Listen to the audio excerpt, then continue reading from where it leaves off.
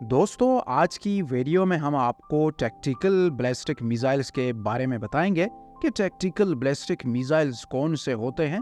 मजीद हम पाकिस्तान और इंडिया के टैक्टिकल बैलिस्टिक मिसाइल का आपस में कंपैरिजन भी करेंगे। तो वीडियो काफ़ी दिलचस्प मालूमाती है। रिक्वेस्ट है कि वीडियो को आखिर तक ज़रूर देखिएगा।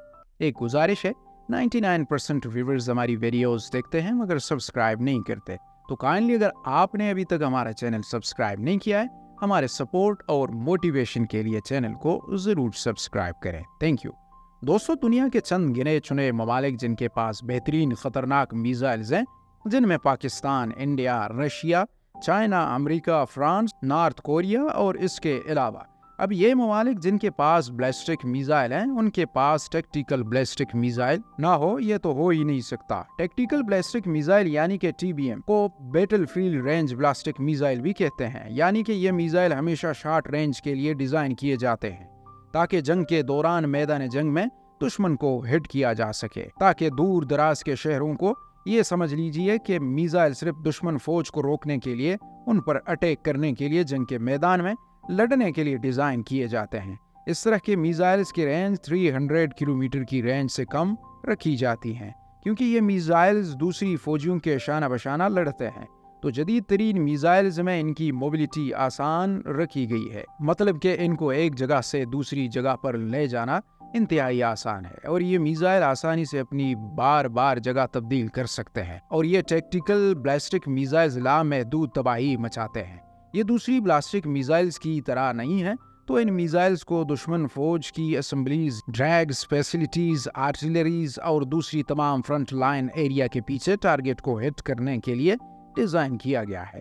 इस तरह के मिसाइल्स में रवायती वारहेड भी ले जा सकते हैं। मजीद इसमें केमिकल, बायोलॉजिकल और न्यूक्लियर वारहेड भी ले जा सकते हैं। अगर बात की जाए कि पाकिस्तान के पास और इंडिया के पास कौन कौन से टैक्टिकल बैलिस्टिक मिसाइल मौजूद हैं, दोस्तों वैसे तो पाकिस्तान के पास कई तरह के टैक्टिकल मिसाइल्स हैं।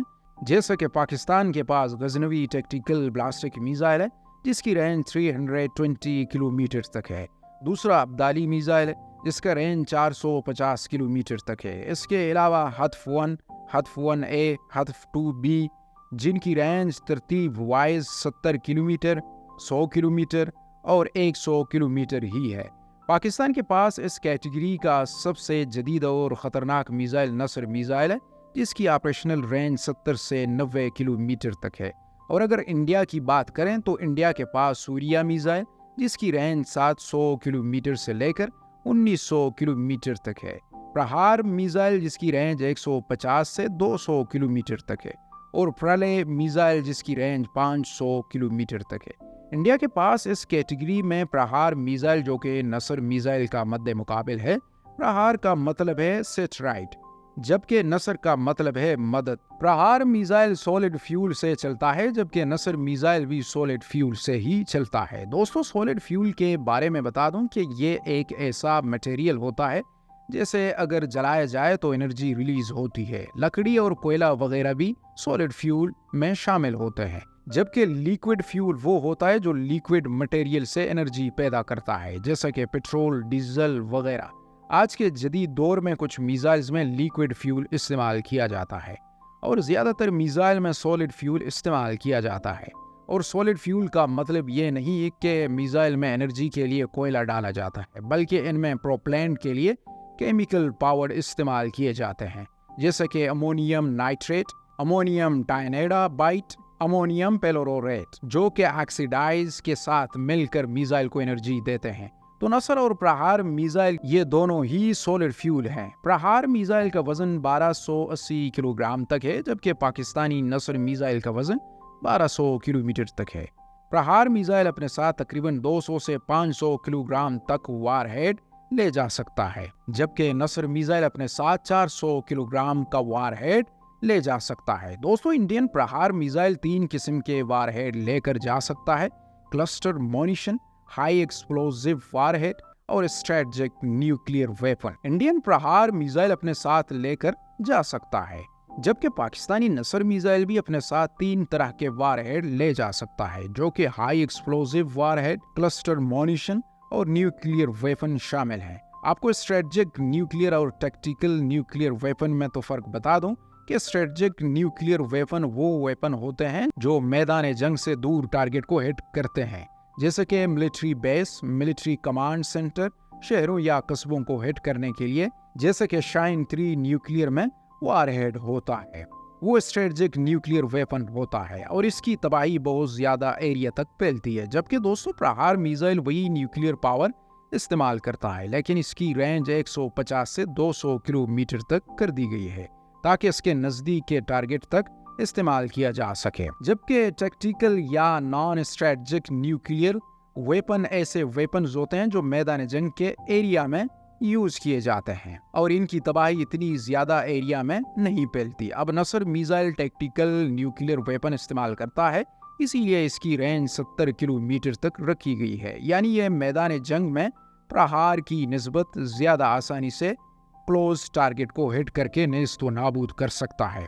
और इसी तरह प्रहार मिसाइल 20 किलोमीटर या ज्यादा एक बड़ा टारगेट यानी कि टैंक्स, आर्टिलरी, फ्राइगेट्स, ट्रूप्स या फिर फौज की डिवीजन है, जो प्रहार मिसाइल इस टारगेट को हिट नहीं कर सकता क्योंकि ये अपने साथ स्ट्रेटजिक न्यूक्लियर वेपन कैरी करते हैं जो कि बड़ी तबाही मचाता है। अगर इंडिया ने बिल्कुल अपने नज़दीक फौज को हिट करना है तो दुश्मन फौज के साथ साथ अपना भी इंतहाई ज़्यादा नुकसान उठाएगा और अपनी फोर्सेस को तबाह कर देगा।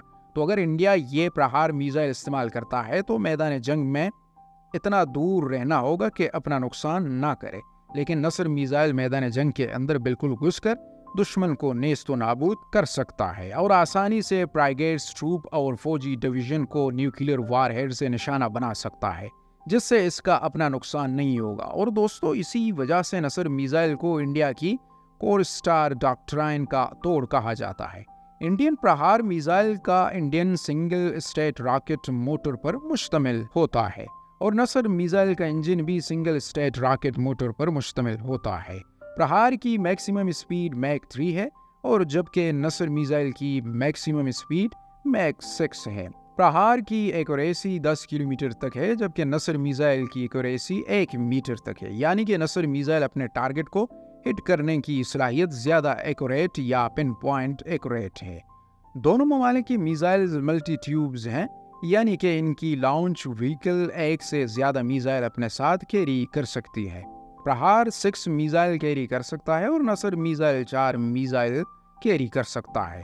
दोस्तों इन दोनों मिसाइल्स की सिमिलरिटीज ये भी है कि ये दोनों मिसाइल्स 2011 में टेस्ट किए गए थे। नसर मिसाइल के बारे में पाकिस्तान का क्लेक्स ये है कि इस मिसाइल को इंडियन सिस्टम रोक नहीं सकता।